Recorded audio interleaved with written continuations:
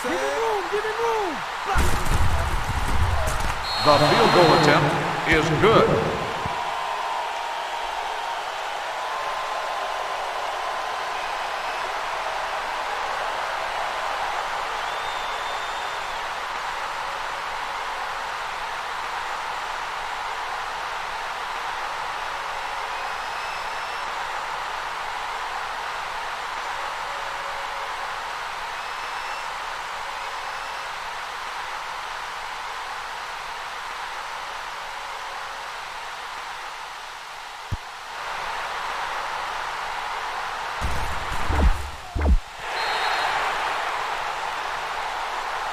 Kickoff return 5 yards. Number 3 on the return. Orlando will start the drive at the 7-yard. That way down, because that is super loud. All right, so this is our 64th episode of Sports Goofs, and I'm joined here by Charles. Andrew will find his way back to the show at some point. He is traversing a very dark forest, and he'll make it out of there very soon. But Charles, how you doing, man?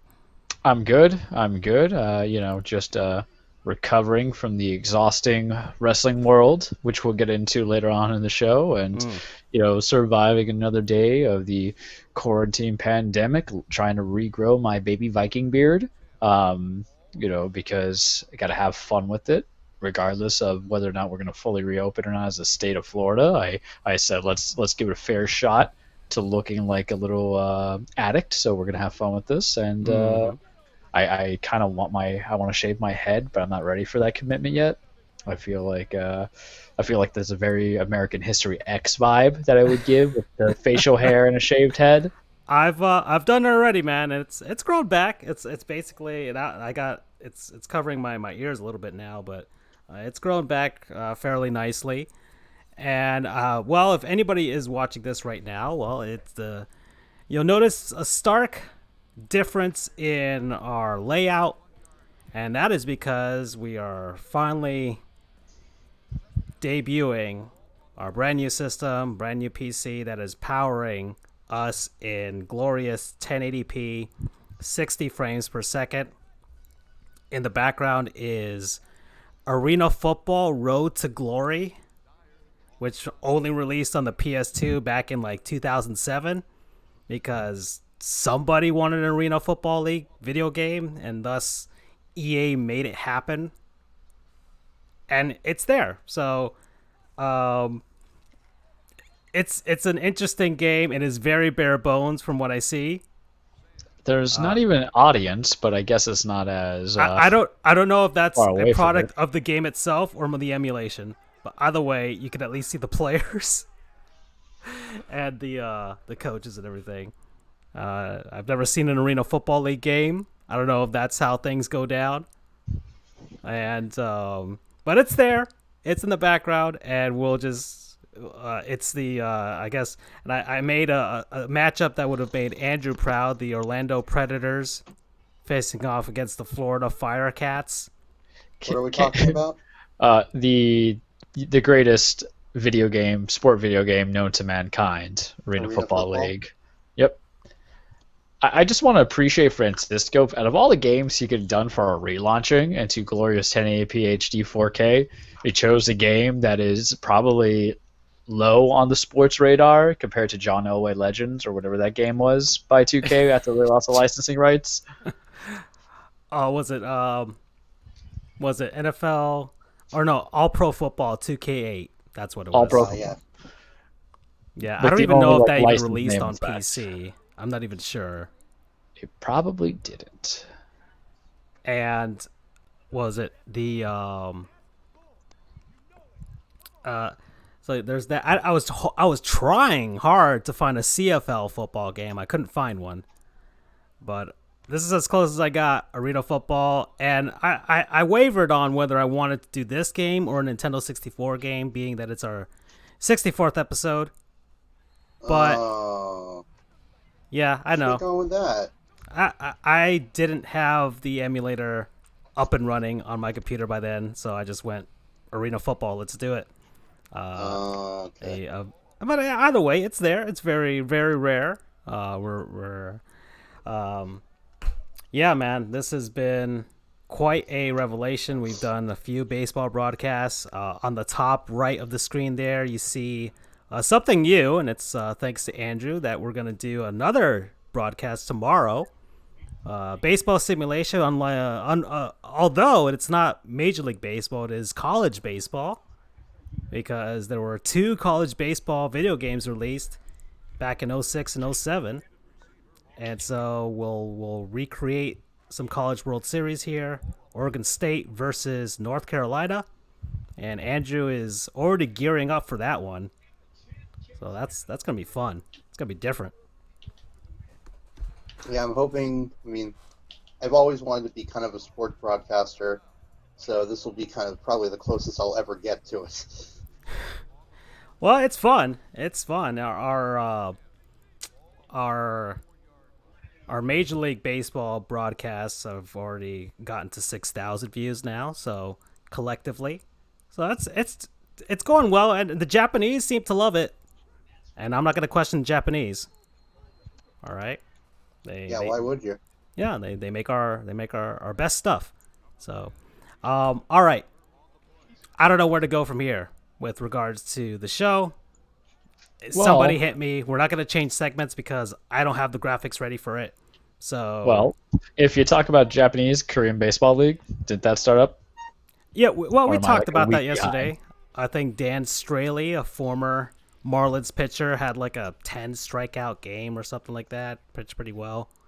I have no idea what's going down there, but yeah, it started up. The NFL released their schedule for next season. So now we all know who's facing who at what time and what place, and we'll see if they make if that actually does happen this year. So as far as that, when we could talk about that. So Charles, as far as your Titans are concerned, any sort of like good or bad for you? It's beginning of the season, depending on your opponents. All right. Well, it goes down to this. I hate predicting schedules because you're taking everything at face value, right? But having looked at the schedule and said, if everybody stays healthy, the main players, and nothing crazy happens, I can see 9-7 or 8-8. There's some analysts who are saying 10-6, and it makes sense because we're retaining a lot of the same guys. The ones that we lost was Jarrell Casey, Delaney Walker. Mind you, Delaney Walker was injured, and we let some other guys go. But Jarrell Casey hurts out. But looking at the schedule, we open the season against the Broncos, the new look Broncos. I think we'll be okay with that. We can win that. The Jaguars, even with Minshew mania, and yes, even though Minshew beat us last year one game, the Jaguars are just in very much complete tank rebuild mode. You might not even have Leonard Fournette on the team at that point because they're trying to swing him out because they don't want to play him through, I guess. They'll tell you one thing, but we know it's not really that crazy. I'm not necessarily freaked out by them signing a old busted Tyler Eifert to a one-year deal as their tight end, or Lavisha Chenault, or however you say his name, because every rookie wideout needs to take some steps. I can see us win there. The Vikings, it depends. We don't have the big guy in the middle, so Dalvin Cook might run down our throats. There's no Stephon Diggs, though, so maybe that changes the whole, game itself because you're asking Justin Jefferson to do a lot that he may or may not do. I'm excited for the Steelers-Titans game that's happening October 4th because I think we win that one. I think it's the end of the Steelers' road, even though they went, 8-8 or 9-7 last year. It was competitive between us because they were trying to get into it. But even if Big Ben is healthy, I mean, that team itself, Juju Smith-Schuster did not portray himself as a true number one receiver. He had a very down year with injuries, and there was nobody else that could help him out. James Washington and Deion Johnson, they weren't helping him out. James Conner did not look the part on defense. Yeah, they have TJ Watt, who is an animal. I think Bud Dupree's still there, so he's going to help get some sacks. But I would like to beat them. It'll feel good. Bills Titans. My buddy's a Bills fan. We play each other like every year, it seems like, and I think that's very important for at least a wild card spot because for the AFC North, everything is up for grabs, I would say. in that division, or I'm sorry, AFC South. Everything's up regarding the division. I'm looking at the Steelers schedule as well. But the Bills have something to prove because they wanted to throw in the Patriots. We have something to prove because we're sick of being the wild card team who goes far. Mind you, at this point, it doesn't even matter about seeding because if you're only going to give a bye to, or not seeding, but to like conference or division championships, none of it matters anymore because you're only giving buys to number ones on both the AFC and NFC. So what's the whole point, right, of AFC South, AFC North champions and all that stuff? Yeah, you can sell the merchandise, but now it's kind of silly because there's not even the sense of getting additional buy, but that's a different story for a different day. Us versus the Texans, we'll probably lose one against them. We're playing both of them, but Deshaun Watson will still work some magic or there'll be some tomfoolery, but that team is kind of, let's just say this, they're not neuter, but they got one ball hanging, right? Because you lost DeAndre Hopkins. You might be able to produce, but you ain't a dangerous cat anymore because you lost DeAndre Hopkins, who was the heavy testicle, and you're left with a combination of David Johnson's busted self, Kenny Stills, who's probably going to get traded to the Green Bay Packers, so you lose part of that right there. You basically only have Brandon Cooks, who, if healthy, is probably going to get you 900 to 1,000 yards, sure, but he's just been kind of, those concussions are very serious, man, and you don't really have anybody down the line tight end. And then Will Fuller's always injured, so it's like I said, one nut going, right? And who knows what happens. Plus, Bill O'Brien's a nut himself as a GM. Us versus the Bengals, I would love to break the heart of Joe Burrow, but we have a propensity of like losing those interesting games. Then we're going against the Bears. Then we have the Colts. I think we'll split it. You don't really sweep the division. The only team that has swept the division for so long to me was the Patriots. Even the Chiefs lost a couple of games against some division rivals. Highlight game. There's 3 highlight games. I know I'm kind of going down the schedule, but that's also because I'm being objective here. I mean, I'm trying to post the NFL's graphic for it. They have a pretty good one that shows basically all of them. But well, it's revenge game November 22nd against us and the Ravens, and I can see them flexing that game in case there's a playoff spot that's in contention. Remember, we broke Lamar Jackson's feel-good story. Everybody crowned the Ravens last year as being the team to beat. To quote Delaney Walker, if you want to crown them, but you still got to play football. We did that with the Browns, and we whooped them, and then we whooped the Ravens. So it's good. That means we're going to get destroyed mercilessly. I don't envision us winning that time because sometimes a good offensive coordinator and a coach adapts from a team that they lost to, and that's what the Ravens are going to do with Greg Roman and John Harbaugh, learning from their mistakes and opening up a little bit. And then we have the Browns. I love beating the Browns every chance we get, especially now. Everybody's like, oh, what a fantastic draft and free agency. Well, congratulations. You're the Super Bowl team of April every year. You're the Super Bowl champion. But, I just kind of want to punch you in the face because I just don't like that organization. They infuriate me because of how incompetent they are. I feel bad for a fan base who has loyally given money to those people and Jimmy Haslam and that whole disorganized organization, and they waste talent and they're a loss of affair. And then the very interesting final game of the season, not final game of the season, but we get the Lions and we get the Packers for that division. I don't necessarily remember playing the Lions. I know we played the Packers a couple years back when we heard them, but the Lions, they're kind of an in-the-way team. I think we'll beat them, but you never know. They got DeAndre Swift, so that's a nice little pickup for them. Is Matt Stafford healthy? The Packers, here's the thing. That's December 27th. It's an 8 o'clock game. Depending how that season goes, is it Aaron Rodgers who's starting, or are we just going to have Jordan Love out? Oh, man. So, oh, boy.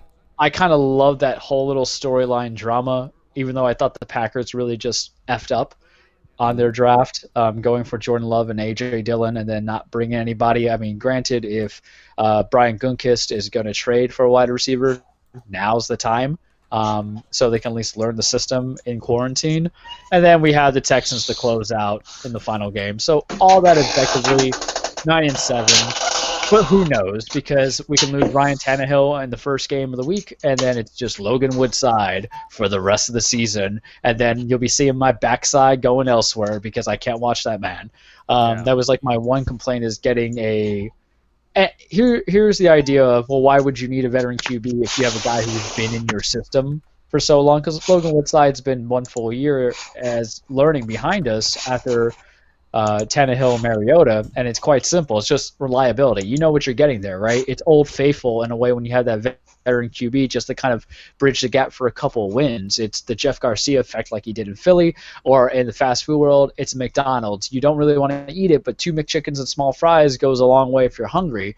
And the options are kind of out there. I was reading some stuff like if Cam Newton wants to take a backup job and reprove himself in case of injury, and he's willing to take a minimal contract for a year, hey, swing by Nashville. I have no qualms because now our options are either him if something happened to Tannehill or Joe Flacco. And Flacco had neck surgery, and that's always dangerous in and of itself. That's career changing. That's what forced the Colts to get rid of Peyton Manning. But exactly. So, and that was when Manning was still kind of good, and then his neck went out. Joe Flacco was atrocious, partially because the Broncos had a bad D line or O line, and that D line was kind of trash too. I don't care. Von Miller's great, but nobody else was building up on that. And then they were kind of stunted with the Scarinella as their offensive coordinator. Now they got Pat Schumer. But that was just from the basic of things. I saw that the NFL was definitely, even if there was quarantine, they were definitely doing something to the fan bases by saying, hey, we know you might not be able to go see these games, but we're going to broadcast all these highlight games coming in. Yeah. I think Drew Brees and the Chiefs play. I know they're doing let's take a look at it here. So I've got week 1 here, Jets, Bills. The Texans and the Chiefs, so Texas will have to relive their nightmare, so that's great for week 1. Everybody will love that one. Mm-hmm. We've got the Tampa Bay facing off against the New Orleans Saints, so 2 old men facing off. What you want to talk about? Hey, come see football, even if there might not be an audience there. Watch it for Tom Brady and Drew Brees. Yeah. So the Dolphins facing the Patriots. Patriots first game without Tom Brady in a long time. That's going to be interesting. I think Vegas still has the Patriots winning their division. Although some people, did Freddie predict the Bills to win the division? I would assume so. I think he did. And the thing is that AFC East is just so. All the other teams, even though the Bills went 10-6 and Miami went like 5-11, and then the Jets went 4-12, it is so easy to regress because the Patriots, if anything, still have that dominant defense. So this year, the AFC East is getting paired up against the NFC West and the AFC West, along with some the usual one South, one North team. So. Yeah. I mean, the Bills have, let's see, their schedule is, the Jets to start off, so that's a victory. They're at Miami. We'll see how the Dolphins do. If Tua is the starter by then, who knows? But that's probably still a victory for them. The LA Rams, who I don't know if would they have a bounce back season? How much faith do you have in your guy Cam Akers? That's Florida State's highlight right there for their draft. They got somebody who is not just picked in the 3rd round. And listen, 3rd round for a running back is essentially 1st round talent. Right. Sometimes it's just about need and everybody else that's out there. It's all speculation half the time, but he's gonna get a lot of touches. And I don't remember much about him because the 2 years that he was there, it was a very bad team anyway. So you guys were playing behind a lot. I know he's got some fresh legs on him, so that's like a benefit towards it. But the same thing with DJ Dallas going to Seattle. I'm like, why? Why even bother? Guy couldn't really push it through. Plus, they took Travis Homer last year. Let him do his thing. All right, and then let's see. Then the Bills face the Las Vegas Raiders. So they're facing. Still not used to that. Yeah, I know. I have to the think about it before I say LVRs. Yeah. Then they're at Tennessee. So yeah. Then the Kansas City, which is a loss. That's a loss right there. Then the Jets again. That's probably a victory. Then the Patriots. And that's in week 8. We don't even know what's going to happen by then. The Patriots could either be okay or or just awful. So who So knows? They might let might me be in let tank me mode. let me ask you guys this though, not to interrupt it, but to correlate it because I think there's three teams that you're gonna want to watch this season if you're not a football fan or if you're a fan to a diehard team that's not your team, right? One of them is obviously the New England Patriots. The other one is the Tampa Bay Buccaneers, and the other one is the Las Vegas Raiders. So if this Patriots team, they lost some guys on defense, they lost Tom Brady, but it's not as if they were that excellent on offense last year to begin with. And the idea is, yes, Jarrett Stidham might be a below average quarterback. We don't know anything about the guy. I remember when he played in college, but we don't know how he would be in the pros. He only threw like 3 passes in the league last year as a rookie. But if they kept all their pieces or most of their pieces on defense, which Stephon Gilmore still there, J.C. Johnson still there, or is it J.C. Jackson still there? They have a beast set of cornerbacks and safeties. And Sony Michel's still out there running the rock. Hopefully, he has a bounce back year. And then you get something out in Keel Harry, and Julian Edelman doesn't drop balls because he is literally a catching god these days. And then, yeah, you don't have a tight end, but I think they're smart enough to adapt their playbook to be something more than just receiving tight ends. And you're hoping that Mohamed Sanu does something. So as long as Stidham can be held up by that offensive line, which they have because they brought back some dudes like Joe Thuney, as long as he doesn't do the pressure throws that a lot of inexperienced players get, wouldn't we want to be more attached to the New England Patriots and I watch would their schedule? assume I would assume that Bill Belichick is gonna create an offense where he doesn't put that guy in that position to do that. Yeah. And I guess going by Tom Brady's last few seasons, not of course he's gotten older and all that type of stuff. So they've also tailored their offense towards that, anyways. So it might just be like an average. Like Tom Brady is an average quarterback, so you can just stick an average quarterback into the system, and it'll still run the way it ran before. And I guess that's the hope for them at this point. I can dig it. Yeah. Let's see. What's some other notables here for week one? It's the Titans, Broncos, Cowboys, and Rams. Steelers and Giants. All right. Yeah. Week two, got the Bengals and the Browns, Giants and Bears, Falcons and Cowboys. See if the Falcons bounce back. Panthers and Buccaneers, 49ers and Jets, Jaguars, Titans, Bills, Dolphins, Vikings and Colts, Chiefs and Chargers. The Patriots are in Seattle. That's the night game, Sunday Night Football. And Monday night is New Orleans versus Las Vegas. So we'll see if the Raiders embarrass themselves in front of a national audience. And don't you kind of want them to, right? Yeah, Just I think because we they're all do. out of the state. I think America needs that. It's like, everything's going to be okay in the end. If the Yeah, Raiders it's like still last suck, year. Last year the scapegoats were the Browns, so Yeah. this year's just gonna be the Raiders. And Gruden doesn't help himself at all, so it makes it easy. Yeah. Yeah, as far as the Dolphins are concerned, I don't know. I still don't see them, unless by some miracle they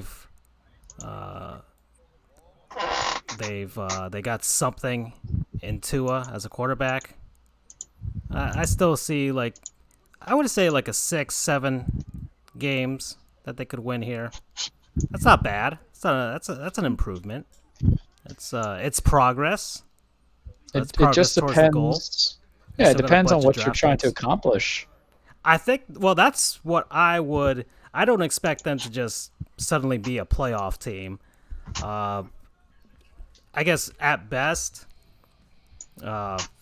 if they can turn around, if they can make some, if they have some upsets, turn around some games, fringe wildcard team, fringe.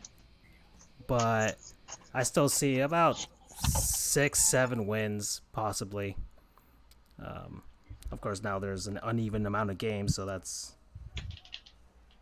gonna be different. But Are we still gonna feel used to that? Was it 17 games now this season? I don't know. It is what it is. The NFL needs its money. Yeah. Other than that, schedule's a schedule. Speculation.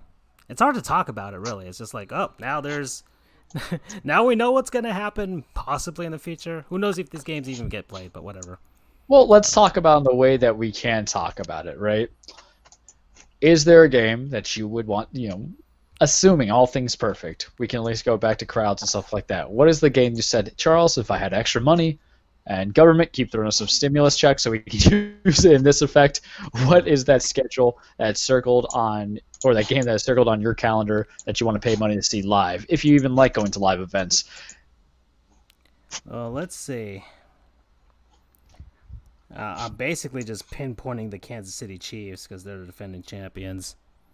They do because look at this. They face the Buccaneers, so they also face the Saints. So that's already two matchups of That's some star power right there. yeah, exactly, with the quarterbacks there, especially because that Buccaneers matchup is in Week 12, and we'll see whether this experiment in Tampa actually works. Or it could be a horrendous mess, and that still might be fun to watch. Trust me, I Tom would Brady, love.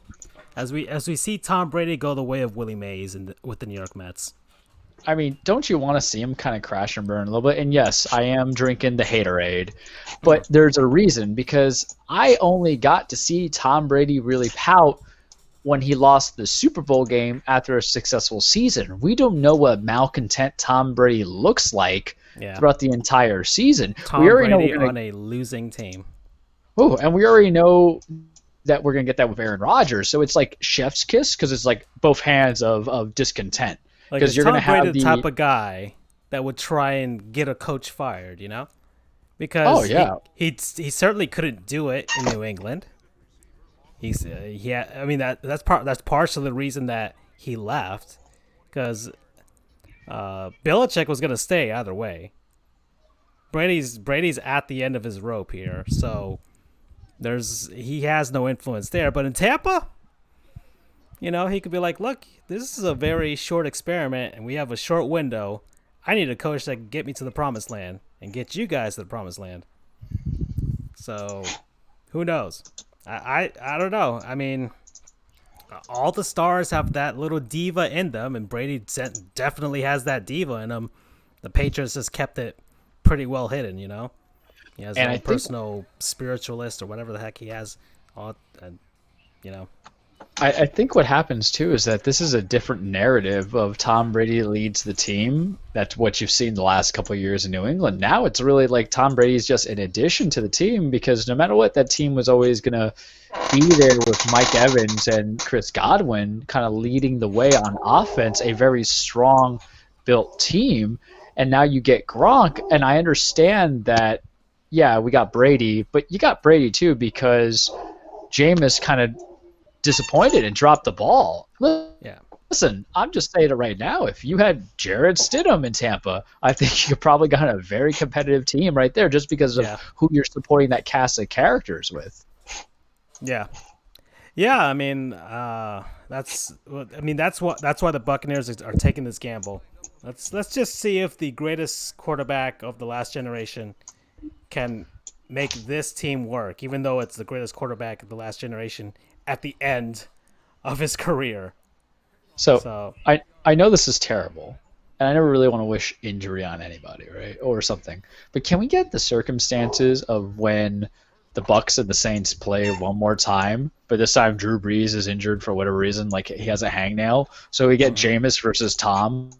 Oh man! And the Saints versus the Bucs, because that's the football gods putting everything into place for you. That'd be fun.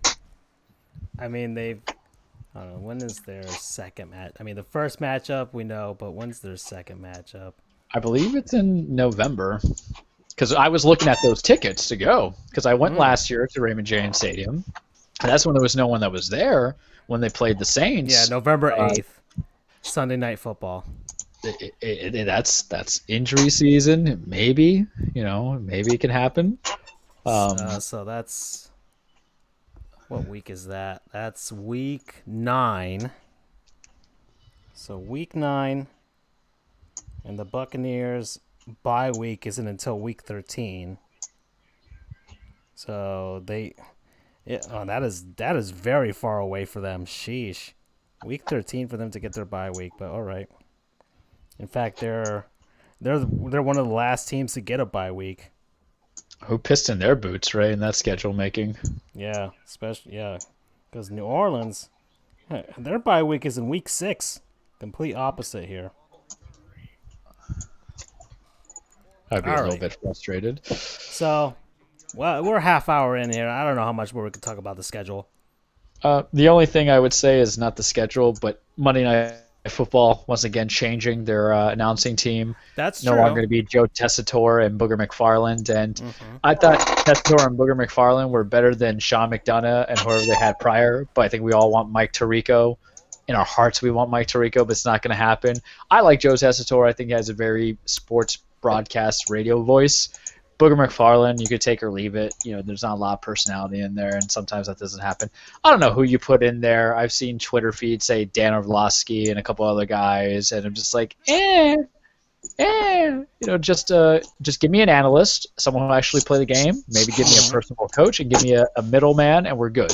Yeah, we don't need ESPN to ESPN it up at this point. And by that I mean, going for like the TMZ type of crowd, looking for more sports drama and stuff like that. I mean, we don't have to go to the extreme of getting Dennis Miller in there either. So, Oh my God. although some people have said it would be funny to see comedians like Bill Burr. I don't know if you guys have heard of him, but he's especially funny. Just to hear him riff on a game, but just as a separate broadcast that you could pay for or whatever, just on a Patreon account or something. I have no idea. That would be pretty fun, but that's only for a certain crowd, But all right, well, that's the NFL. Where do we go from here? AHL canceled their season, so that happened. There's not much else I can talk to about that. NHL is still trying to figure out what the heck they're trying to do here.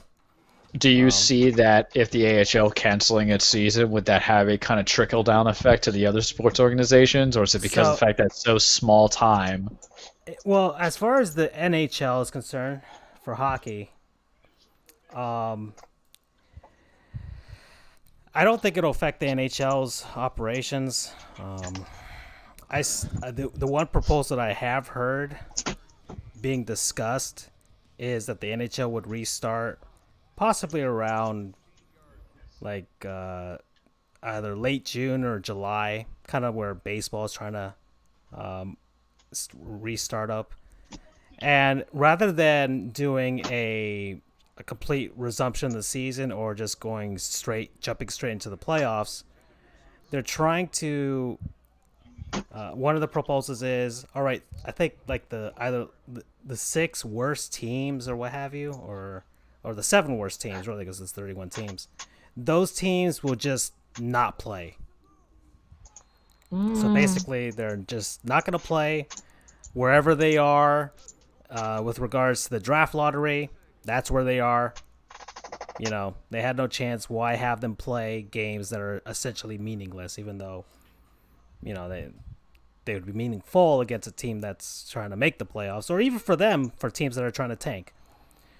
And then the other 24 teams would try to resume like a shortened season. They'll have, at the very least, a training camp to get started up again. With regards to the players getting reconditioned to hockey. And because the NHL still hasn't opened up their practice facilities, so players have to kind of find a way to skate on their own, which is basically just strapping on some rollerblades and trying to figure out where they can skate. And then go from there, and that would be the season. And the other proposal I heard was, all right, so we'll have those 24 teams. I think like the top 4 teams in each conference will automatically make the playoffs. and then the next 4 seeds will be determined by uh, a tournament of some sort or a series of games between those remaining teams, and whoever comes out with the best records from that will fill up the last 4 spots in each conference, and that would be the playoffs right there. And then they just start the playoffs, which I guess is sort of fair. And I don't mind the proposal. Uh, I think it's okay for what it is. Honestly, I think they should just jump right into the playoffs just for time's sake, because and we're talking about this season, 2020. What's the plan for next season? Because usually the NHL and the NBA, they start around, like, NHL is usually around early October, and the NBA is around late October or early November. So how are they going to do this? I would assume they would want to finish their playoffs within like a month or a month and a half, and then have a break for those players, even though they've had a break now, and then see how they're going to start up the next season. But maybe that's not their concern at this point. Maybe they'll just even shorten the 2020-2021 season for both the NBA and NHL. And that's a possibility too. So that's the stuff heading into next year. I guess we could kind of segue this into one of the things we're going to discuss with regards to how this is going to affect players that are at the end of their rope with regards to their career. So we had mentioned on our Facebook chat a guy like Vince Carter, who hasn't officially announced that he would retire at the end of the season. But how old is he now? Is he like 40? He's got to be in his 40s now, I right? think he's like 41. Yeah, something like that. So it's getting hard to see him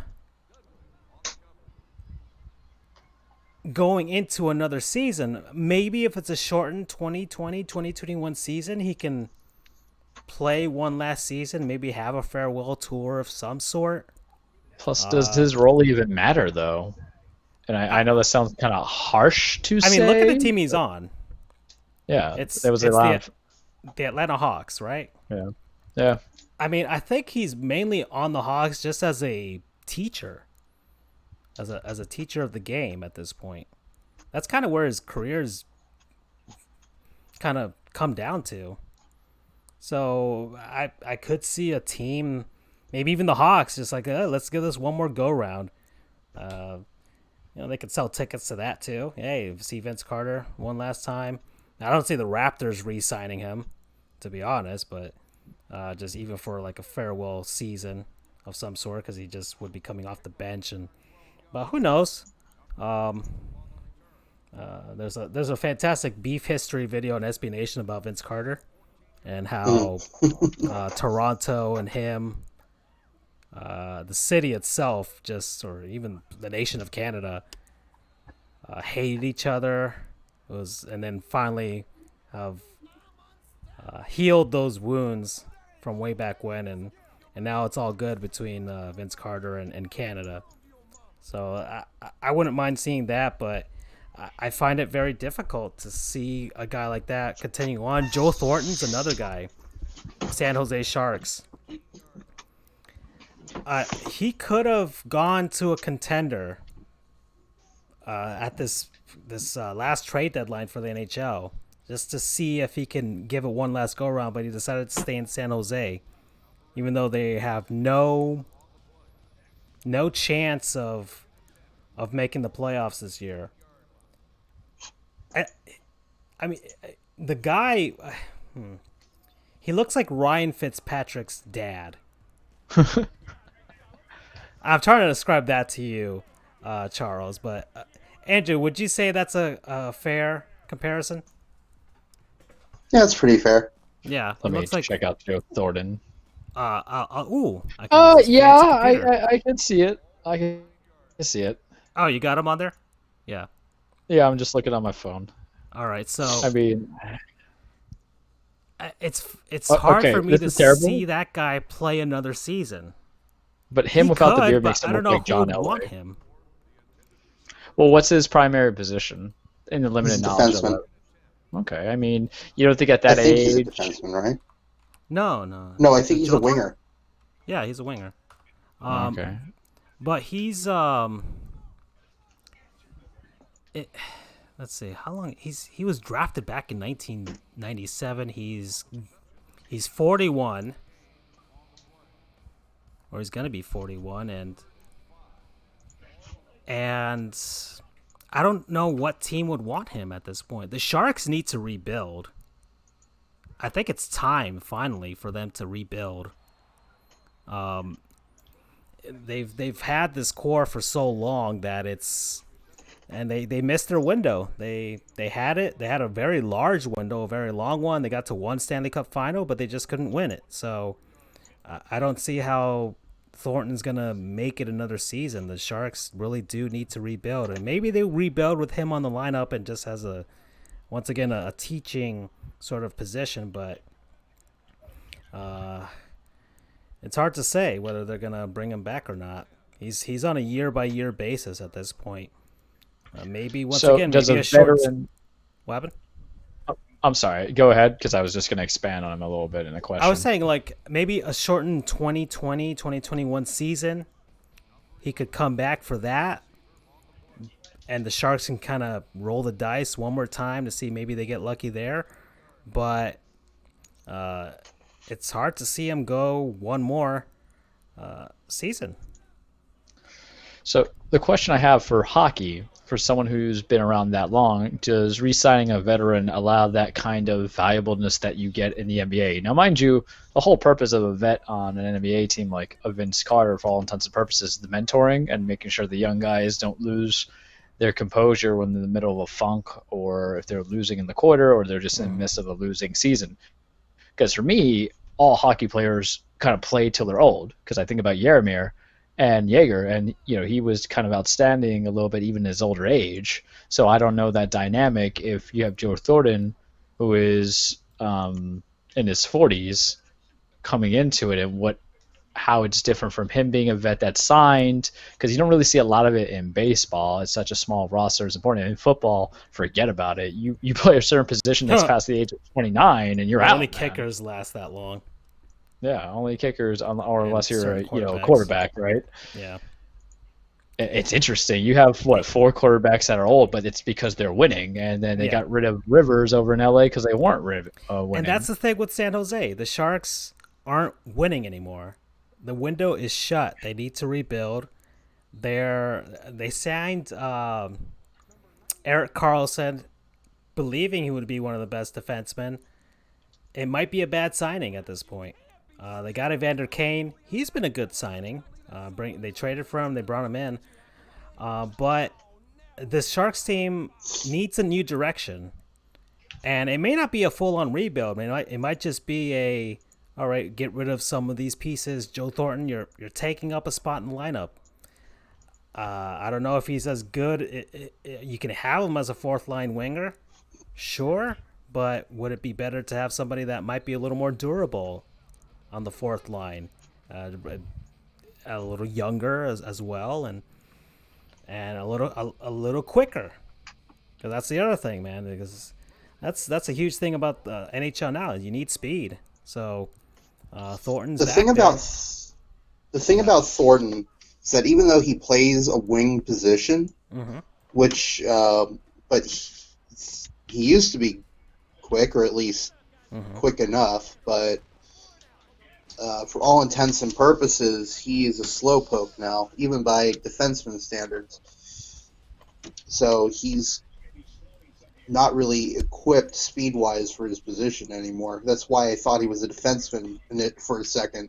Oh, yeah. Or forgot that he was a winger, because he is just really Well, he's a slow. center, but still, either way, he's the point still matters that you're making. He's up there in age. So Yeah. I don't. Yeah, because I thought he was a winger too, and then I saw here on Hockey Reference he's been a center. But it's It's gonna be tough. And then there's the other guy. Well, he's not gonna retire anytime soon. That's Albert Pujols. Nope. That man is not gonna retire. And that's where baseball is kind of weird because they engineer their contracts to just basically have this old man on a young team dilemma. Mm-hmm.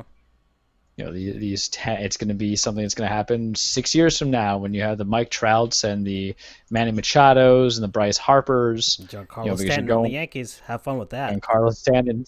Well, I don't think he's going to be on the team that long. But remember, in baseball, there's always a sucker. There's always a sucker for a trade, for anything else. All you got to do is toss in some prospects, the benefits of not really having a salary cap, even though they call the luxury tax. That I say not so much. But, Pujols in this position, he's a DH. If for some reason in this season happens with the 82-game proposal that I've been seeing and he knocks out 10 to 15 home runs, some people would say that's a contribution and that's a good idea to keep these guys. Baseball players, you might lose the arm if you're in the outfield, but if you could transition into the DH position, and there'll be a lot more older players, I feel, going into the MLB if the NL just designated hitters, man, just put that position in there. You would definitely have one balance for me, for being, a fan of the style of having a DH, and then two, just a lot of those older players are in there. But he would be going, assumingly, probably a few pitchers going out there too. I think Pujols, I don't want to say he's the oldest player, but he's like the oldest one I think of that's actually notable. Right. In the back of my mind. So, I'm sure Yadier Molina's up there. Yeah, he's 40 years old now. So he's 40. And I'm trying to look at his contract here. I think there's still 2 years, man, on it. His last season will be 2021. He's going to get paid $30 million. Wow. And I would assume he would want his farewell tour, so he's going to stay for that one. Yeah, and you know what? For somebody like that, you kind of do it, even though he's been a ghost of the past or shell of the past, whatever phrase it is. It's just he was the guy who kind of lived out his contract. And here's the thing about baseball, too. We know once you sign out those 10 years, you're never going to really fulfill it. Mike Trout, as great as he is, and you guys have heard me kind of like gush over him 2 years ago. We already know that back nine is going to be tragic the same way. I'm looking at some of the oldest players yet in the MLB going on. I don't even know if this article is probably current because, of course, MLB.com doesn't update anything. This is pretty cool that Baseball Reference has they have a simulation on Out of the Park 2021, which is a baseball management video game. And so right now, if the season had been played, they projected Pujols to have played 35 games. Had 24 hits, hitting .220, which is not good. Only one home run and only driven in 9 runs. So yikes. Yeah, to this point in the season or to the whole to this point in the season, he would have played 35 games and they projected him to have a .220 batting average. Yeesh. And a .320 on base percentage, a .284 slugging. Like he's not even an average player anymore. And his speed is completely gone. There's a fantastic video by Foolish Baseball just about how slow and unathletic Albert Pujols is. So if it makes it's sad to see, really, because this guy was one of the best players of up to 2011, like of that past decade in the 2000 through 2011. And this has happened to him, but he's going to play out that last season. I'm sure the Angels, after signing Rendon especially, are looking towards actually being competitive, and they'll have his farewell tour in 2021 and just they'll finally be free of his contract. Really, it'll be freeing for the Angels of all teams. But yeah, that man is going to play it out, and the Angels, they suffered. I think they've only made one playoff appearance since they gave him this contract. So it didn't. I wonder if they regret that decision. They regret the amount of years. Like his, let's see. So let's just say he made the All-Star team in 2015. So I don't even know how that happened. Because he had 244. He might have been voted in. I have no idea. And the Angels hosted an All-Star game around that time, possibly. Anyways, he's played 99 games in 2013. He only played 131 last season, and he's a DH now at this point, so that's not even good. 117 games in 2018. He's had surgery on his foot a few times now. It's getting bad. It's not getting any better. But yeah, the Angels, I would say, I mean, those first up till I guess 2016, it might have been worth it because he hit 31 in 2016, 31 home runs. And he had on average 29 home runs, hit 266, which isn't bad for a power hitter. Drove in 98 runs. That's not too shabby, especially when you have Mike Trout in the lineup too. But these last few seasons, oh boy, they have not been good. So I think if they had paid him if they had offered him a 5-year contract, maybe even the same amount that they're paying him now, 25 mil, 30 mil, it would have been worth it. And then he would have left Anaheim and I don't know, got to Tampa or something. I have no. For some reason, older players like that end up in Tampa for like their last season as a DH. Hideki Matsui did that. I don't know if y'all remember that. Hideki Matsui played for the Rays at one point. He was there for like 10 games, I think. Yeah, something like that. Manny Ramirez. Johnny Damon went the same way too. Yeah, Johnny Damon. So somehow they find a way to end up in Tampa, which I think happens to everybody, really. Somehow we all find ourselves in Tampa one day. It's just like, why are we here? How did we get here? Because it's the Hotel California. All right. So that's our old player talk. Any old players you guys think may not make it other than those that we've mentioned? Oh. I mean, one is just kind of by default, but it's an NFL one that we haven't given. Demaryius Thomas. I don't even know if he's still on the Jets. I know he was on the Jets last year. You got to remember this guy was just like peak animal for a couple of years with the Denver Broncos. Had that highlight play with Tim Tebow in the catch for the touchdown. Won a Super Bowl ring with Manning there, even though Manning didn't really do anything in that Super Bowl. One of the better guys, and then he just kept getting injured, and he's going to go the way of most NFL quarterbacks, or not quarterbacks, wide receivers go limping. But if you had to say like a person who's not kind of blackballed because of their age, it really, really, really feels like it's kind of like the last ride for Phillip Rivers. I was going to kind of say Drew Brees, but if they keep getting screwed over in the playoffs, I think Brees keeps coming back unless his body just breaks down. But Rivers, his contract's a 1-year deal in Indianapolis for $25 million. It's one of those things where I think Chris Ballard is saying all or nothing this year. They're going to say, hey, we have some wideouts that, if healthy, can do some work with T.Y. Hilton helping out too. Marlon Mack and Jonathan Taylor, our offensive line's good. They're basically saying, Phillip, you sucked last year because that team that you're on sucked. And there's a hard argument against that. If you look at it prospectively, everybody was kind of injured. The offensive line was bad. Derwin James was out. I think Joey Bosa was out for a bit. What can you do? I mean, granted, though, Mike Williams and Keenan Allen were healthy, so that's the argument against Rivers on that sense. Like you had two premier guys. I mean, maybe Mike Williams isn't there yet, but Keenan Allen's definitely a top 10 wideout. And you still couldn't get going. You threw too many picks because sometimes there's that moxie. But listen, there's plenty of times where guys are going to throw picks, but you look at their body of work.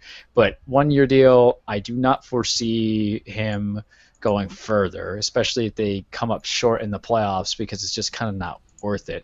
I don't know exactly what Chris Ballard's vision of the future is for the Colts, because you also have to make a decision with Jacoby Brissett, but that is the fringe thing, and it could be one of those things that's out. The hope that the Colts think is that it's that same argument. Okay, that was just an outlier. Your team was bad. You had 23 touchdowns. You threw 20 picks. You're with a better team now. You'll get back to your 2018, 2017 numbers. You had 32 and 12 and 28 and 10, which are all those solid numbers and everything. That's, his completion rate was pretty much the same. He had 66%. So he's 38. There might be 2 seasons left in him. Well, here's the counter argument. Average play. I would say. Here's the counter argument to old quarterbacks. If they're getting a full year off, let's say the NFL season is just canceled because of CV, right? Your body's healed. You haven't taken a sack, and right. It's like coming back from an injury, but you've had longer time to heal. During this quarantine, I haven't been able to deadlift or bench or do whatever. I'm just doing basic stuff. You know what that means? I might lose a little frame, but my shoulder loves me. So if I feel great from that, just putting up my teeny tiny weights, imagine how Philip Rivers probably feels, knowing that he's not having 280-pound plus men chasing after him with the sole purpose of decapitating him. Give somebody like that almost 18 months. That's one argument. That's another, I guess. For some sports, that's good, like the NFL. NHL's kind of in between there because, your body's gonna heal from all those hits and everything, but you need conditioning. You need to be. Those guys are on the ice pretty much every day, to get the work in. Because ice skating is just all about you walk every day, so your legs are accustomed to it. But ice skating, you have to do it in some way or shape or form in order to keep themselves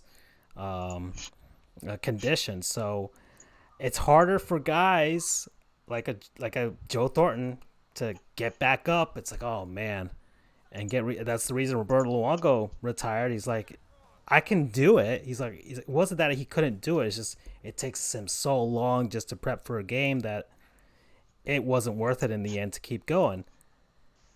I don't know how Joe Thornton feels. He might just be like, you know what, I'll just keep it going. Let's roll the dice one more time. I could see Philip Rivers. He's got so many kids to feed, so I could see him doing one more season. Like 9, man. Jesus. But at the very least, he can afford it. So that's a good thing, right? You do you, man. And we talked about it earlier, but for the NBA is so risky because we talk about Vince Carter. Let's talk about a real name, LeBron James. If that year comes out, your body's not. Granted, the guy keeps himself in phenomenal shape at 35. He could probably play till 45, but the window, because if he goes, that Laker team can't really. I'm gonna say right now, it can't do much because you've seen what an Anthony Davis solely led team gets you with. Average coaching, it gets you kind of in the playoffs and then a couple years outside of it. LeBron has been lucky. He hasn't had any sort of major injury that has required a surgery or anything like that to miss significant time. The problem will be if and when he does get that injury. And we don't know when that's going to happen or if it ever happens, but I feel like if he doesn't get that injury, if he doesn't have an injury like that, I feel like he's going to go to 40. But if he does, then it'll just be, maybe 37. I have no idea. It depends on how serious it is. Well, let's jump on that because there was a lot of players who got to 40 and they end up just having their playing time just severely diminished. Tim Duncan, Dirk Nowitzki, they just disappeared. They were coming in like 10 minutes a game.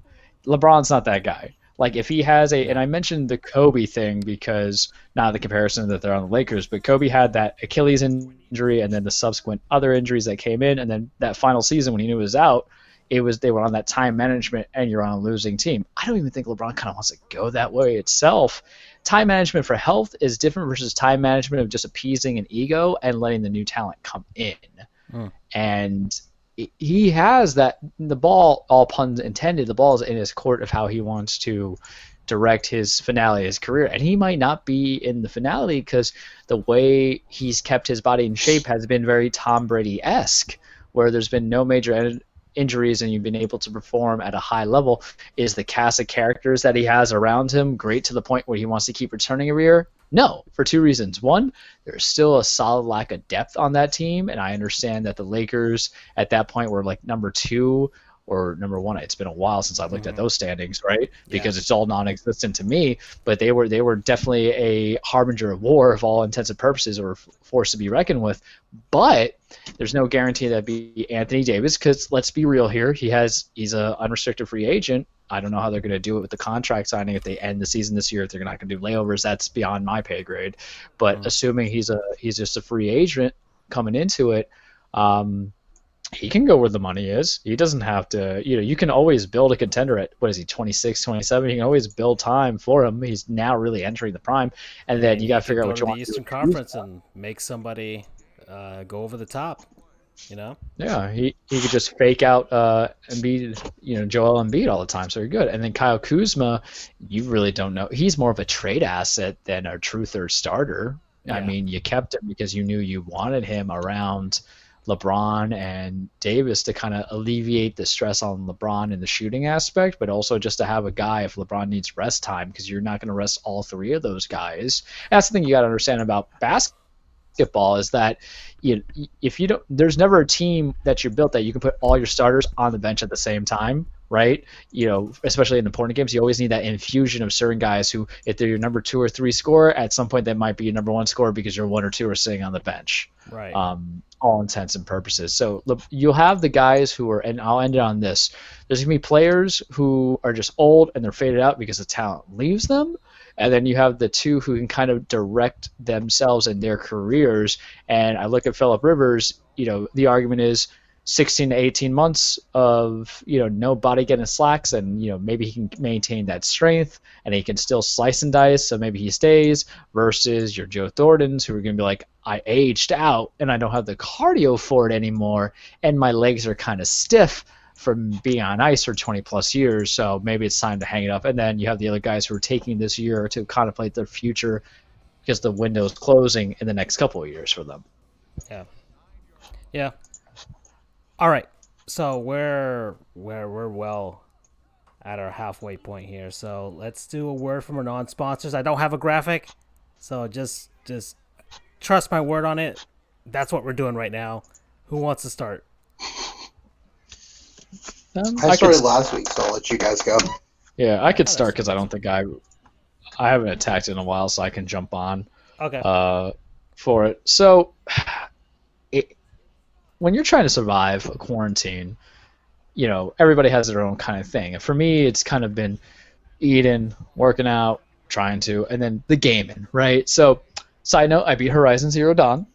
It was very fulfilling. Took like 51 hours. We already gave it that flair that it so rightfully deserved a couple weeks ago. But when you have these long games, gentlemen, they're just so exhausting sometimes in terms of story and size and girth and everything like that. You can only take so much as a human being. As much as I love the story of Aloy, sometimes I needed something a little bit simpler. Sometimes I need something that's not mind-numbingly dumb, but it's thumb-numbing and kills my fingers, but allows me to kind of slice and dice a little bit. So I was like, all right, we just finished Horizon. What do I want to jump into now? And the answer was pretty simple. It was there. Out of the other 11 games I have to play still, it was right there. I went back to an old love, but in new, fresh form. I don't know how you guys feel about the Devil May Cry series, but I have always loved and hated that damn series because of my thumbs hurt. I don't like boo-boos. I'm old. I've already have a busted hand from the boxing for years. I broke my hand when I was 17, but I love the coolness, the style, the ability to kind of get my rank up into it. I loved 1, 2 was kind of disappointment, 3 was very hard. And Francisco, since you got your PS2 emulator, you can bring it up. But I've been playing Devil May Cry 5. It came out last year, March 2019. I bought it like that week, and it's just been on the shelf collecting dust. This one's kind of interesting.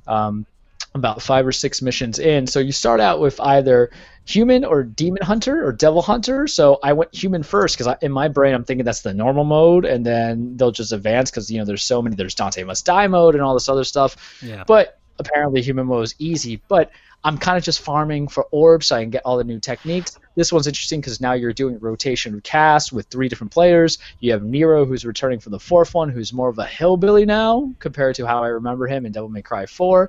Dante's around, but he's hiding because that's the problem. They don't give you full out Dante anymore. You have to kind of earn it at some point. He's coming around, and you have a new character named V.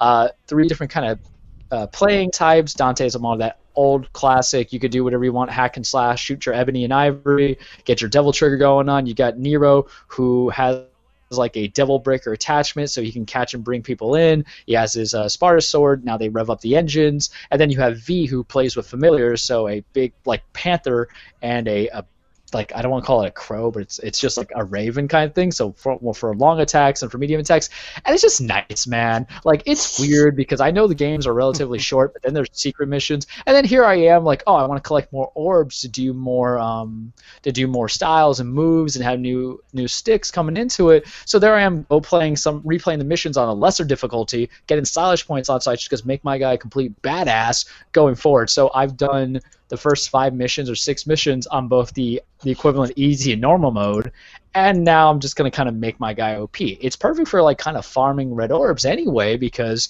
I've already played through that mission, so I'm not missing any kind of sense of sound and story. I just put on the headphones, listen to some music, or listen to the Dresden Files. We'll talk about those more maybe in the future. Surprise, surprise. Spoiler. But the game's beautiful.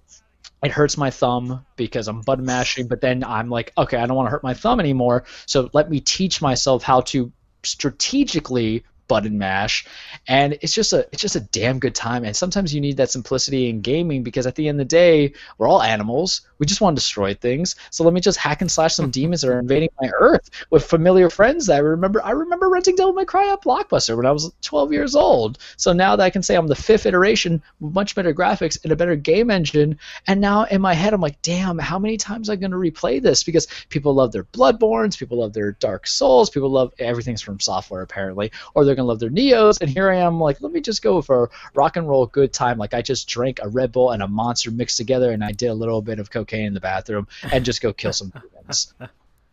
All right. Unlike Houston tested promo code promo code cool, but with three O's. Okay. Well, I guess I'll go segundo here. So, it would be really easy for me to just have my non-sponsor as this gaming PC or the company that made it. That'd be really easy, to do.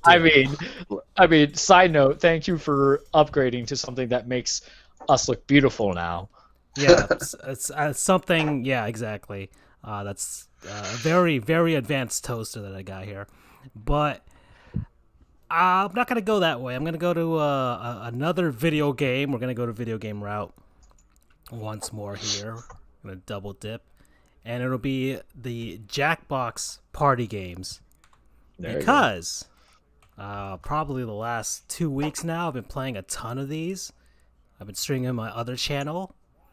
You can see on one of our labels there on the bottom. And they are just a fantastic rock is very good time. And it's so easy to play. Anybody can play it. You just need to have some sort of device, either a computer, a phone, or a tablet. And you can join up in any game, any place in the world. If you see somebody streaming it, you can be part of the audience. It's on pretty much everything that you can think of. There it is, Steam, PS4. There's one on PS3, Xbox One, Switch, your iPads, your Amazon Fire TV. your androids, and there's 6 party packs now. I have party pack 2 and 3, and Drawful 2. Those have been those are just great. You have a really good time. One of our favorites that I play with my we played last weekend. My sister over at Mother's Day with my sister, my brother-in-law, and my dad. It was Trivia Murder Party. Yes. Yeah, that's a good one. It's a fantastic one. Just think Saw, but you kind of feel good about being trapped in by this insane guy. So that's great. Bidiots is a good one too. TKO is also a fun one where you just make T-shirts. You make funny drawings and funny slogans for it. And I always love to make funny slogans in TKO. I have a ton of them, like "Why'd you sleep with my dad?" I mean, that right there is already the makings of a good T-shirt. You just need the image. So that's the stuff that I come up with. So if anybody wants to play, I mean, you can head over to my other channel. If not, just go on Twitch. There's probably 4,000 people already streaming one of those games anyways. Promo code, "Why'd you sleep with my dad?" If anybody else has the Sublime song stuck in their head now? Or is it just me? I think it's just you. All right, Andrew. So I'm actually going to keep with the video game theme here. Ooh. My non-sponsor is something called Golf with Friends. Golf with Friends. Golf with Friends. You might be able to find it on other platforms, but I have it for Steam, which means I'm not going to say anything bad about my computer. I love it. It's gotten me through a lot of work. Anyway, so it is a first person or third person. It's a mini golf game. You control it solely with your mouse and a couple of keys, and it's crazy. It's putt-putt, not mini golf. So you've got crazy, like Egyptian pyramids level. You've got Candyland, basically. I think they have a haunted mansion. They have a space station, I believe, is one of them. So there are tons of, and they have fun little extras that you can do. You can have the ball bounce. You have little power-ups you can do as well, where you can knock other players off the course. You can speed up. You have jetpacks. It's complete madness, but it is so much fun. And not to mention that they have collision mode. So if you're playing with multiple people, you can just be a total jackass, and just as they're ready to line up for a perfect shot, you just kabam them out of the way and totally fuck everything up. Nice. And that's a lot of fun to do. And that I usually do that when I'm backed into a corner of, I'm going to hole out, and I'm going to, because you either have a certain amount of time or number of strokes in order to get the ball in. So usually when I'm down at like 10 out of 12, I'm like, screw it. So I'll go and just blast someone out of the way just for fun. That's about as mean as I get. So anyway, Golf with Friends, highly recommended. I think it's only, let's see, on Steam $15 on Steam. Yeah, it's on Steam here. Let me see if I got a price here. It's $10 right now. That's $10. Okay, so $10. Yeah, you can get the game with the soundtrack for $10.43. So there you go. Yeah, if you're looking for a way to, have fun with friends, but also potentially release some pent up anger or whatever, that would definitely be a game I would recommend. Okay. So Golf with Friends promo code. Fuck things up. All right. Well, that Or looks I guess fun. it should be fuck shit up. Fuck shit up would be better. Oh, this is fun. Very family-friendly promo code this week for me. All right. So all video games. So we've been stuck indoors for so long. All right, guys. So let's see. Oh, the simulation in the background has ended for us. So Who won? let's see. I don't know. I don't even know. I guess we'll have to look back on the episode. So, Andrew. Okay. So who should we? Man, let's take a look at these Arena Football League teams here. The Austin Wranglers. I don't know what. The New Orleans Voodoo. Yep. That's a cool name. The Tampa Bay Storm. Now, here's a fun little trivia for you. So, the Orlando Predators, who kind of still exist, well, first off, the AFL officially closed its doors this season. Wow. Or was it last? It was recently. I think it was this season before everything broke out. So they were just done as it was. They held on for a long time. If you want to, like Carson the Oracle did, consider this as another football league. I guess you can consider it in competition with the NFL, although not really, because it was a spring league, not a fall league, and arena football is very dissimilar to pro football. But I digress, or to grass football. I don't know. So that disbanded. So it lasted like 30 years though, so it was definitely extremely successful for what it was.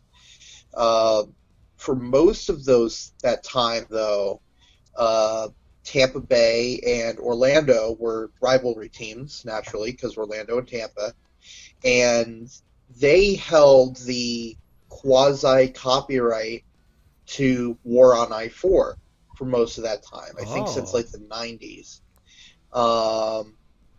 Which is why, even though Orlando media was calling the UCF-USF rivalry the War on I-4, the schools couldn't This is stuff that I've heard. I can't confirm it, but I trust who I heard this from. That's why they couldn't officially use the term War on I-4, was because that was still hanging around. But then when Tampa bit the dust, that opened things up a little bit. Again, I'm not 100% sure how accurate that is, but it sort of makes sense. Yeah. Okay. That's interesting. What other teams do we have here? So, the Philadelphia Soul, the San Jose SaberCats. Oh, another fun fact. Oh. Philadelphia Soul, guess who they were owned by? Oh, Bon Jovi. Correct. I remember that because it was on Always Sunny in Philadelphia. Who says it's not all connected, right? Yeah. I forgot what the episode was about. Hold on, I'm trying to remember. I think Frank was trying to buy the Philadelphia Soul, but I forgot the reason why. I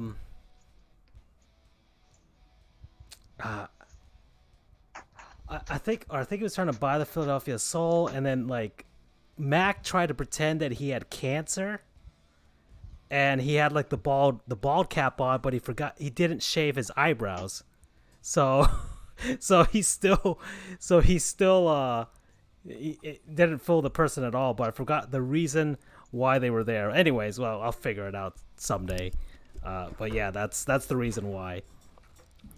Chicago Rush, the Arizona Rattlers, the Grand Rapids Rampage, the Orlando Predators, of course, the Nashville Cats with the K, by the way, Cats with a K, the Las Vegas Gladiators, the Georgia Force, the New York Dragons. I think they played at the Nassau Coliseum, right? Maybe. Seems like a place they would play at. Columbus Destroyers, the Dallas Desperados, the Colorado Crush, the Kansas City Brigade. That's a pretty cool logo. All right. The Utah Blaze, the Los Angeles Avengers, the Oklahoma City Yard Dogs. Dogs spelled DAWGZ. So you can clearly tell this was the mid 2000s. Yes. The Memphis Explorers, the Manchester Wolves, the South Georgia Wildcats, the Tennessee Valley Vipers, the Arkansas Twisters, the Tulsa Talons. Yes, my hometown Talons. Oh, okay. The Birmingham Steel Dogs, the Quad City Steamwheelers. I feel like I'm gonna see like Cold Steel the Hedgehog at one point because it feels like some Sonic fanfic is about to pop up here with some of these logos. Spokane Shock. Is it Spokane or Spokane? Spokane. All right, well. I guess the Wilkes-Barre Scranton Pioneers, the Stockton Lightning, the Macon Knights. Man, how many teams existed for this thing? Well, the AFL was so big at one point that they had their own minor league. They had the AFL too. Yeah, I guess maybe it doesn't distinguish from one or the other here, but that's how I know about the Talons, is that they were an AFL 2 team. Oh, okay. So I guess that's what's happening here. So I don't know if it was a true minor league where each team had an affiliate that would feed directly to them, or it could have just been like its own minor league. I'm not 100% sure how that worked. Mm-hmm. But I don't know. Either way, there were a lot of teams that played arena football. Well, we haven't run out. The Everett Hawks, the Florida Firecats. Where did they play at? Florida Firecats? Yeah. I've never heard of them, so. Huh. I wonder where they played at. Redaction, it was Pepper, not Sublime. I shame myself. You should shame yourself. I should. I don't know why it just kind of came into that, but the song is "Give It Up" by Pepper, and then there's one part of the song where he goes, "Why you gotta sleep with my dad?" And you're like, "What the hell?" I've seen them live twice. They get a shout out. "Give It Up" and "No Control," 2 good songs. All right, so Let's see. Florida Firecats. They were in Estero. Oh, so where the Everblades play? Germain Arena. Yep. What the hell is? Oh, and I was correct. The AF2 was the AFL's developmental league. Oh, okay. All right, so somehow they made it work, but the NFL chooses not to. All right. Well, I mean, it's hard we can go back to this argument as to, is it necessary to have a minor league when you have a whole system that's already developing your players in the NCAA, and they're doing that for free? So, well, at least free for the players are concerned, you know? But anyways, that's a whole other argument. You guys, if you want to go down the road, we can. But the Louisville Fire, the Amarillo Dusters. God, this is just getting more ridiculous. The Rio Grande Valley Dorados, the Central Valley Coyotes. Oh man, the Albany Conquest. It's some of these. Okay, I'm not. None of these are historically accurate. The Green Bay Blizzard, the Bakersfield Blitz. Oh, now we're really getting deep here. The Bossy. My God, The Bossier Shreveport Battle Wings. Dear Say Lord. that 5 times fast. Oh my God. And one team is locked away. I don't even know what that one team is. But there's a locked team there, so I don't know how you unlock them. I don't know who they are. They better be like the Acclaim games, just a team full of iguanas, because that would be fun to see. Like I think there's like a cheat code for that in like All-Star Baseball for like 2000 or 2001, where you can just play a team of lizards. So I'm hoping that's something that they did here. But yeah, those are all of the teams in this game. So that's the Arena Football League. May it rest in peace. I guess so. So we're just going to pick some random teams here. The Central Valley Coyotes against the Quad City Steamwheelers. Let's go. All right. What other topics can we talk about, guys? I don't even have a minor league team ready for us, but here's the Arena Football League, so I guess that kind of counts. And we learned about the Florida Firecats a little bit, so there you go. It was a learning experience today. Suggestions where we can go from here? I can give you a player we remember forget. Oh, really? I've been kind of sitting on him for a while, but when we were going down the emulator, Sit on him no more. Sit on him no more. Sit on him no more, as we say. Said. I mean that. I don't know, right? So let me just bring him up here.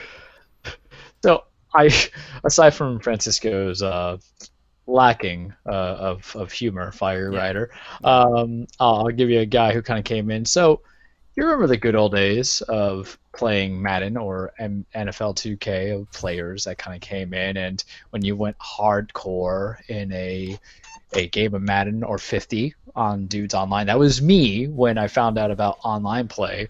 So I was like, you go through some names. So I just said, okay, I just typed in like Madden, NFL, whatever, and who they bring it up. And one of my friends is a big Buffalo Bills fan. So the name kind of thrown around in conversation. So my player we remember for forget is Peerless Price.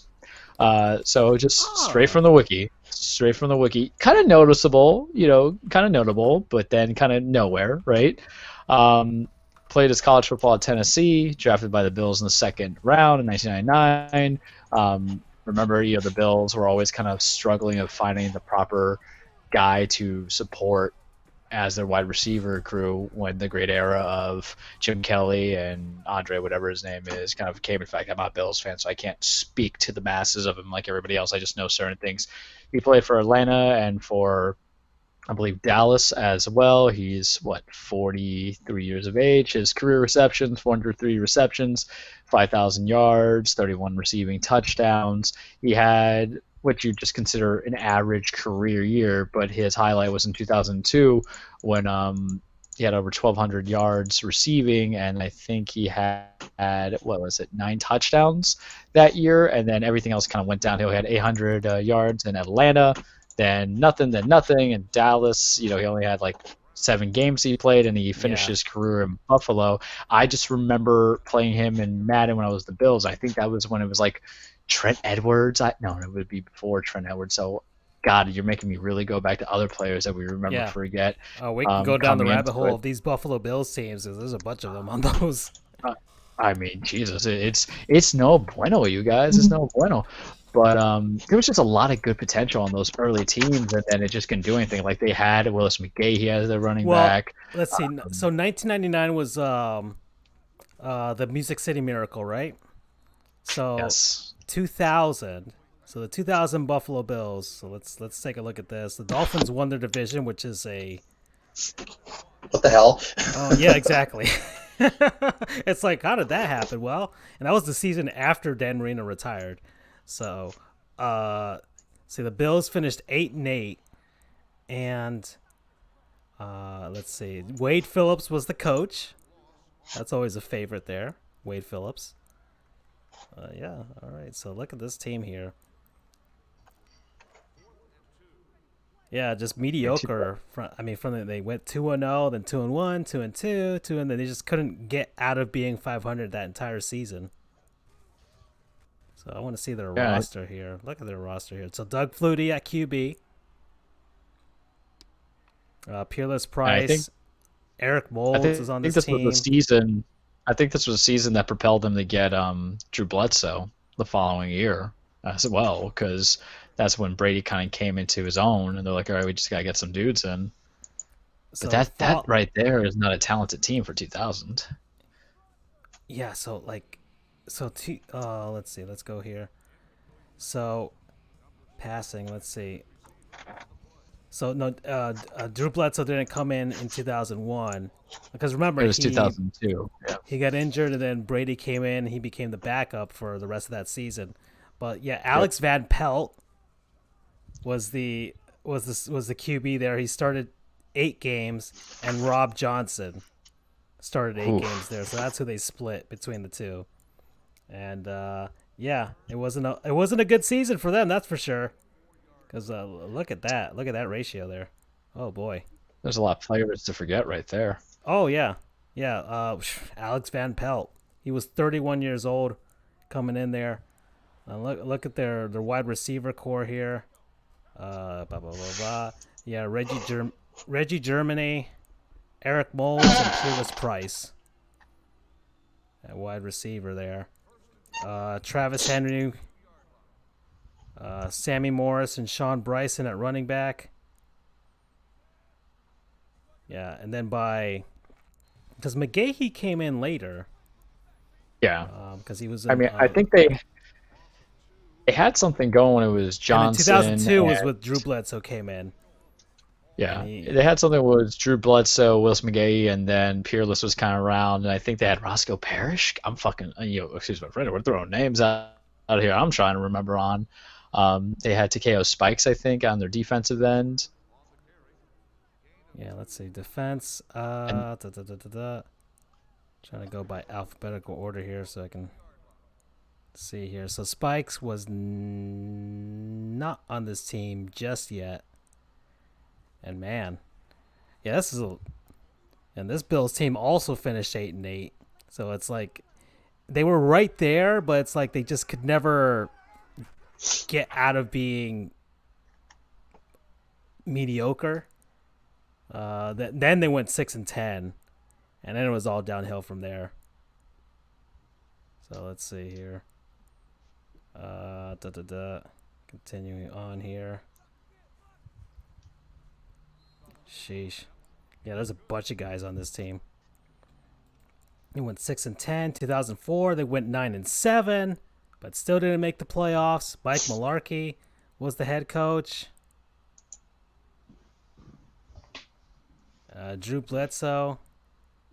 J.P. Lossman was on that team. And then Willis McGahee came in there, 23 years old. Scored 13 touchdowns. 1,128 yards that season. Yeah. So it seems like they were finally getting out of it. They went 5-11 and 7-9, 7-9, 7-9. Oh my God, 6-10, 4-12. Yeah, then. Man, I thought the Dolphins suffered, but man, 9-7. 7-9, 9-7 again. Yeah, this has been a wild ride, and then it finally got to 10-6 last season. So a 9-7 season. So yeah, all right. So that was an interesting take there, going down some old Buffalo Bills. Kind of went down the rabbit hole slightly, not so much on him. I don't know what Peerless is doing now. I mean, the Wikipedia doesn't tell me, but yeah, I'm sure that's kind of the trouble that I've had with the baseball broadcasts. Some of them, you get some nice stories. It's like, oh, he's still in baseball, right? He's doing this. But some of them, it's like nothing. They've either laid low, or you don't want to know what they're up to right now. But I mean, and some of the guys, it's like the only notable entry is like their controversies is like, oh man, do I want to go down this list? Maybe. All right, let's see. How many times were they arrested? Or what did he say about this religious sect? I don't know. Let's find out. That's People be crazy. oh yeah. All right, where do we go from here, guys? We're at an I hour have and no 34 clue. minutes. I'm sorry for my lack of preparation, but it was all just to get this thing up and running today. It took me all day, honestly. It really did. Do we believe you? Should we believe you? Mm. I don't know. Yeah. We just accept what you tell us. Oh yeah. No, it took Well, forever. Well, I threw this out there yesterday in the group chat, and since we have some time to kill on getting loopy, let's get a little loopy on it. The what was it? Word association or the form of media that describes your team? I've thought about this a lot. With regards to the Florida Panthers, for my team, Yeah. I would akin the Florida Panthers to the Sonic the Hedgehog franchise. And here's why. They were awesome in the 90s. It seemed like they could do no wrong. Then around the 2000s, they hit a rough patch, a really bad rough patch, and then they kind of went completely in the toilet, which is, I guess, our Sonic '06 in a way. Had a nice surprise in 2012, which I guess would be like Sonic Colors, Sonic Generations. It's like, oh, okay, let's see. And then 2016, it's like, oh, all right. They have a fantastic team. It's all going great. That's like our Sonic Mania. It was like, man, the Panthers are back, everybody. It's just like the 90s all over again. And then they completely go into analytics, trade away a lot of players that people feel that should have stayed on the team, kind of moved away from whatever identity they were trying to establish, thought their younger players were ready, and have not lived up to the expectations that everybody has had for them, despite the talent and knowing what the winning formula is. So I would say that's our Sonic Forces. It's like, all right, we can stomach it. It's not that awful, but man, it's so disappointing at the very end, anyways. So yeah, the Florida Panthers are the Sonic the Hedgehog of hockey. Oof, and I liked Sonic Forces too, ironically. Well, it's like Sonic Forces isn't bad. The Panthers aren't a bad team right now. They're just not good, and that's what I would call Sonic Forces. It's not a bad. You would game. have to basically pirate it to enjoy it. Yeah, like it's okay for 2 or 3 hours. It's like, okay, I did that, but it's like, man, what could have been had they spent a little more time, were a little more patient, did things a little better, had made better decisions. I have no idea. So yeah. Garth Oostveen. I think I pronounced that right. I thought, okay, we can call him Garth Brooks if we want to. I could work too. This is a musically themed episode at the same time. So, all right. So, although actually, that reminds me, I came up with a name for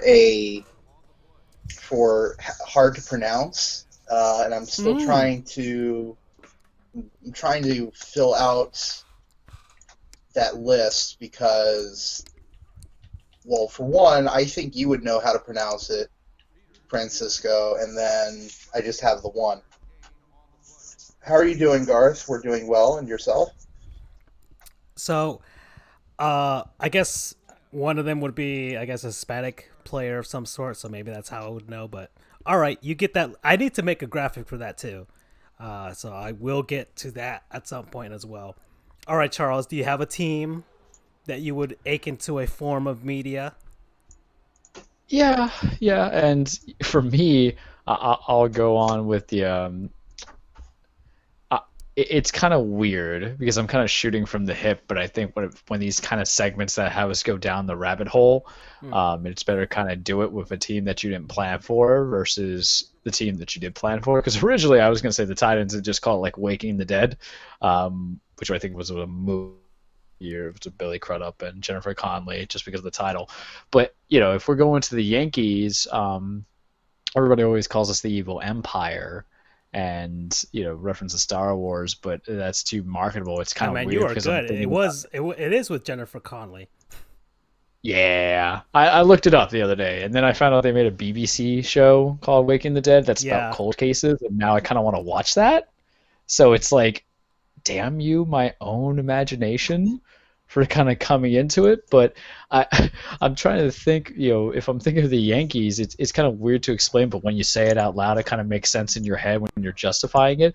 It's kind of like a game of solitaire, because you know where the pieces are set up, and you know what the goal is to put it back into one spot, and you want to go into it, and it's addictive because it's...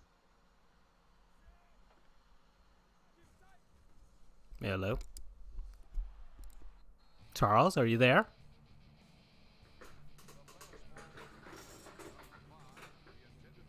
Hold on, guys. Hold on. A bit of a technical difficulty here. It's Sports Goofs. That's what always happens here. So, I got to figure this out. 1 second. 1 second. Let's see if I can figure this out. I can't hear you guys whatsoever. So, whatever you guys are saying, yeah. And you guys can hear me too. So, that's what's happening right now. Oh, this is great. This is great that this is happening right now, because oh boy, this is great. So I can't hear you guys at all. You might be hearing me, and everybody else might be hearing me, but yeah. 1 second. Let's see if this works out for me. Advanced sound options. Oh boy.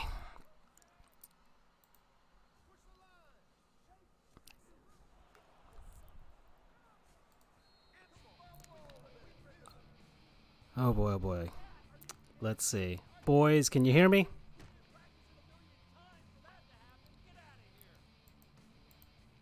Alright, hold on. Let's make another change here. Ball on the 2-yard line. Alright, guys, can you hear me? Hello? God dang it, Matt. How about now? Alright, so I can't hear anybody. They can't hear me. So I might just have to call it from here. Thank everybody for watching Sports Goofs. I'm just gonna have to call it. I can't get the sound working, so we're calling it. I'm out. We're done.